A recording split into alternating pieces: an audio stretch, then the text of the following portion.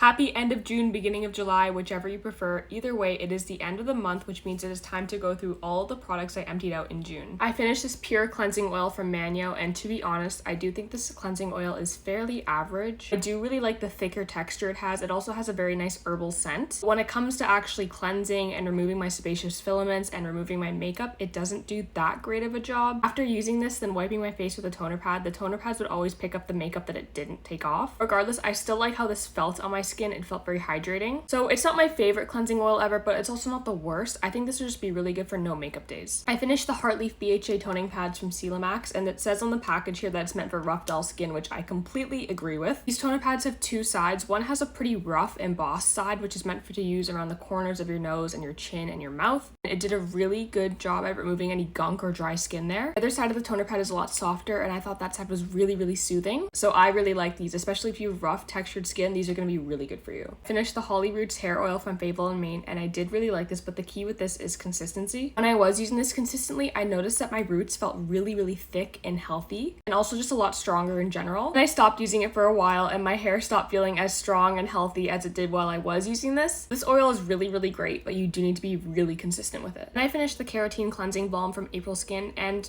I don't know, I'm kind of indifferent towards this. It does its job. It removed my makeup, but I just don't think it was like the best thing ever. I feel like it is pretty difficult to be super impressed with a cleansing balm. I mean, this gets the job done. What more could you want? Also, low-key smells like gummy bears. I finished the Tea Tree Trouble Pads from Mediheal. I think these are my third or fourth box of toning pads from Mediheal. It's my first time finishing the Tea Tree Trouble one, and I wasn't sure if I liked this one too much at first. The whole point of this is to soothe the skin. I'm just not sure if that was really what my skin needed while I was using these, but it does work. It does soothe the skin. As you all know, Mediheal carries my favorite toner pads like in the world. Next, I finished the Dark Spot Correcting Glow Serum from Access Y. I literally like squeeze this dry. I think if you're just starting out with dark spot serums or looking for serums to help with hyperpigmentation, this should be the first one you go to. This serum is so gentle but so effective. It can be tough with dark spot serums. Some of them can be really, really intense and just too powerful for your skin, but with this one I'm convinced that you'll have no issue. That being said, because it's so gentle, I don't think it would be able to target really, really deep old hyperpigmentation. It's kind of difficult to target those really stubborn ones anyways, but either way, this will do a really, really great job at evening out your complexion.